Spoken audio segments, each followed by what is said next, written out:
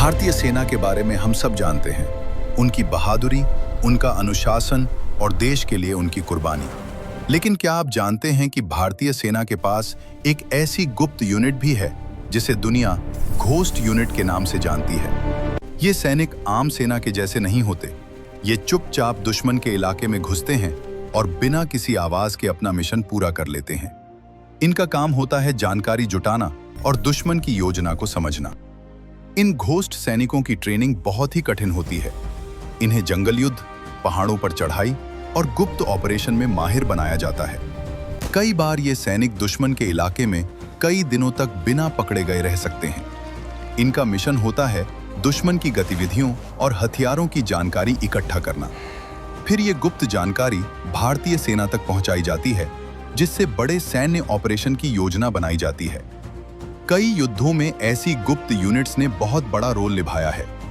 ये सैनिक फ्रंटलाइन में दिखाई नहीं देते, लेकिन उनकी जानकारी ही कई बार पूरे युद्ध का परिणाम बदल देती है। घोस्ट यूनिट के सैनिकों को मानसिक और शारीरिक दोनों तरह की ट्रेनिंग दी जाती है। उन्हें अत्यधिक ठंड, ऊंचे पहाड़ों और घने जंगलों में जीवित रहना सिखाया जाता है। ये सैनिक इतने प्रशिक्षित होते हैं कि दुश्मन को पता भी नहीं चलता और ये उसके कैंप के आसपास की हर गतिविधि पर नजर रख रहे होते हैं।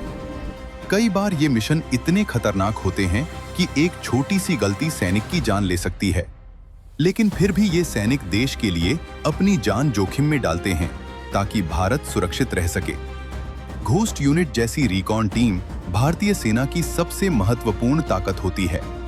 इनकी वजह से सेना को दुश्मन के बारे में पहले ही पता चल जाता है और इसी जानकारी की वजह से कई बड़े हमलों को रोका गया है और युद्ध में जीत हासिल हुई है।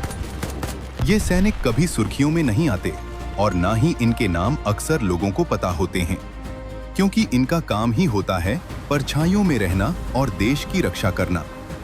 इसलिए भारतीय सेना की ये गुप्त टीमें सच में एक घोस्ट यूनिट की तरह हैं, जो दिखाई नहीं देती, लेकिन देश की सुरक्षा में उनका योगदान बहुत बड़ा होता है।